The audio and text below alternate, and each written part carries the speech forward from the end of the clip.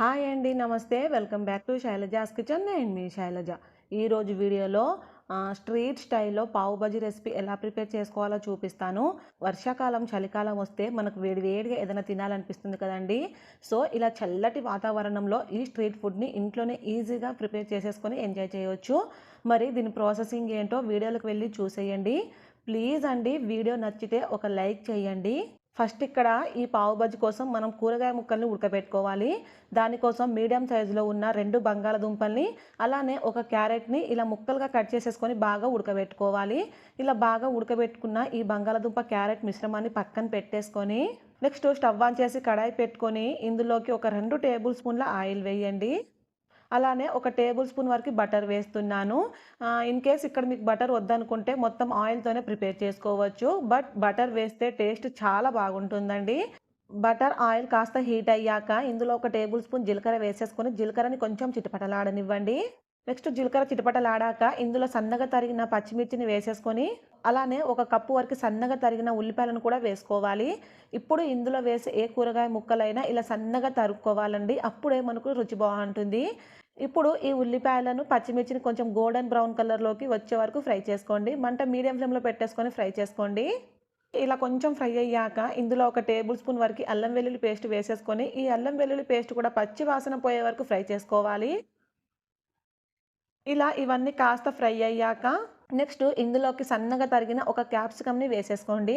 అలానే మీడియం సైజులో ఉన్న 2 టమాటాలను తీసేసుకొని ఇలా సన్న ముక్కలుగా కట్ చేసి వేసేసేయండి.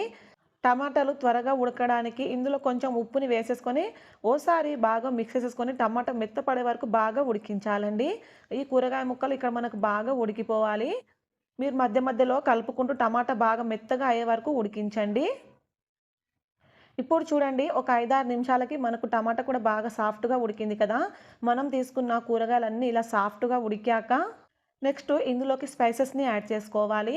హాఫ్ టీ స్పూన్ వరకి పసుపుని, ఒక టేబుల్ స్పూన్ ధనియాల పొడిని, ఒక టేబుల్ స్పూన్ వరకి గరం మసాలా వేసేసుకోండి. ఇందులోనే పావు టీ స్పూన్ వరకి వేయించి పొడి చేసిన జీలకర్ర పొడిని వేయాలి. అలానే ఒక టేబుల్ స్పూన్ వరకి చాట్ మసాలా వేసుకోండి. అలానే 2 టేబుల్ స్పూన్ల వరకి పావు బాజీ మసాలా వేసుకోండి ఫ్రెండ్స్. పావు బాజీ మసాలా మనకి ఏ సూపర్ మార్కెట్‌లోనైనా ఈజీగా దొరుకుతుంది. పావు బాజీ మసాలా వేస్తేనే టేస్ట్ అనేది బావుంటుంది. ఇలా మసాలాలన్నీ వేశాక మంట లో ఫ్లేమ్‌లో పెట్టి బాగా మసాలాని ఫ్రై చేయండి. ఒకవేళ ఇక్కడ మీకు మసాలా మారుతుందనుకుంటే కొంచెం వాటర్ వేసేసుకొని మసాలా బాగా ఫ్రై చేసుకోండి. ఇలా ఈ మసాలాలు బాగా ఫ్రై అయ్యాక మనం ముందుగానే ఉడకబెట్టుకున్నాం కదా బంగాళాదుంప, క్యారెట్‌ని. ఈ క్యారెట్, బంగాళదుంపని ఇందులోకి వేసేసుకొని ఇలా కొంచెం మ్యాష్ చేసినట్టుగా బాగా మెదుపుకోండి. మనం బంగాళదుంప ఉడకబెట్టుకున్నాం కదా! ఆ వాటర్ పారబోయొద్దండి. మనం తర్వాత ఇందులోకి వేసేస్తాము. నెక్స్ట్ ఒక మ్యాషర్‌తో లేదా పప్పు గుత్తితోనైనా లేదా ఇలా ఒక వెడల్పుగా ఉన్న గ్లాస్‌తోనైనా ఈ కూరగాయ ముక్కల్ని బాగా ఇలా వీడియోలో చూయించినట్టుగా మెదుపుకోవాలి. ఇలా చూడండి, మన కూరగాయ ముక్కలు ఎక్కడ కనబడకుండా ఇలా బాగా మెదుపుకుంటేనే ఈ స్టఫింగ్ అనేది టేస్టీగా ఉంటుంది. నా దగ్గర ఇక్కడ పప్పు గుత్తి లేదు కాబట్టి నేను గ్లాస్‌తోనే బాగా మెదుపుకున్నాను. మనం ముందుగానే క్యారెట్ ఉడకబెట్టాం కదా! ఆ వాటర్ మొత్తాన్ని ఇందులోకి వేసేసేయండి. ఇక్కడ మనం కన్సిస్టెన్సీ అనేది మరి తిక్కుగా ఉండకూడదు. అలానే లూజ్‌గా కూడా ఉండకూడదు. ఇక్కడ వీడియోలో చూయించినట్టుగా ఈ కన్సిస్టెన్సీలో ఉండాలి. మనకిది కొంచెం ఉడికేపాటికి కాస్త చిక్కబడుతుంది. ఇదే టైంలో ఓసారి టేస్ట్ చూసి ఉప్పుని అడ్జస్ట్ చేయండి. నాకు కొంచెం ఉప్పు తక్కువైందండి. సో, నేను కొంచెం ఉప్పుని వేశాను. ఇప్పుడు మంట మీడియం ఫ్లేమ్‌లో పెట్టేసుకొని ఒక్క 5, 6 నిమిషాలు బాగా ఉడికించండి. మనకు స్టఫింగ్ అనేది పర్ఫెక్ట్‌గా రెడీ అయిపోతుంది. ఇప్పుడు చూడండి, ఒక 5 నిమిషాలు బాగా ఉడికాక లాస్ట్‌లో ఇందులోకి ఒక టేబుల్ స్పూన్ వరకు కసూరి మెంతిని ఇలా చేతిలోకి తీసేసుకొని నలిపి వేసుకోండి. కసూరి మెంతి ఫ్లేవర్ చాలా బావుంటుందండి. అలానే చివరిగా ఇందులో సన్నగా తరిగిన కొత్తిమీరను, ఒక టేబుల్ స్పూన్ వరకు బటర్ వేసేసుకొని ఇదంతా కూడా బాగా మిక్స్ చేయండి. బటర్ వేస్తే టేస్ట్ చాలా చాలా బావుంటుందండి. మనం బయట స్ట్రీట్ స్టైల్‌లో తింటాం కదండీ! సేమ్ అదే టేస్ట్‌తో ఇంట్లోనే చేసుకోవచ్చు. కాబట్టి కంపల్సరీగా బటర్ వేయడానికి ట్రై చేయండి. ఇప్పుడు చూడండి, ఇదంతా కూడా బాగా ఉడికాక మనకు కన్సిస్టెన్సీ అనేది ఈ విధంగా ఉండాలి. ఇప్పుడు స్టవ్ ఆఫ్ చేసేసి ఈ మిశ్రమాన్ని రెడీగా పక్కన పెట్టేసుకుందాం. నెక్స్ట్ మనం పావులు కాల్చుకోవడానికి ఇక్కడ నేను ఒక 6 పావులను తీసుకున్నానండి. ఇలా తీసుకున్న ఈ పావులను ఇలా మధ్యలోకి కట్ చేసుకోవాలి. ఇక్కడ నేను మీకు 4 చూపిస్తున్నాను కదా! నేను మరో 4 వరకు కట్ చేశాను. ఇప్పుడు స్టవ్ ఆన్ చేసి ప్యాన్ పెట్టుకొని ఈ పెనం మీద ఒక టేబుల్ స్పూన్ బటర్ వేయండి.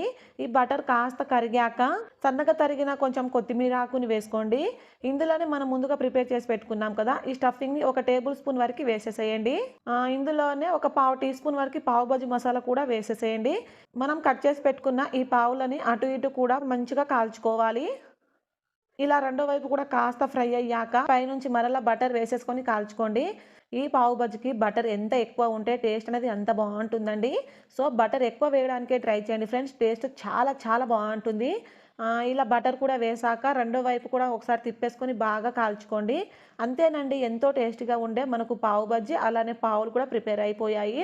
ఇప్పుడు సర్వింగ్ బౌల్‌లోకి తీసేసుకొని వేడి వేడిగా సర్వ్ చేయండి ఫ్రెండ్స్. టేస్ట్ అయితే చాలా చాలా బావుంటుందండి. మనము బయటికి వెళ్ళకుండా ఇంట్లోనే టేస్టీగా ఎలా ప్రిపేర్ చేసుకోవాలో చూసారు కదా! ప్లీజ్ అండి, ఈ వీడియో మీకు నచ్చిందనే అనుకుంటున్నాను.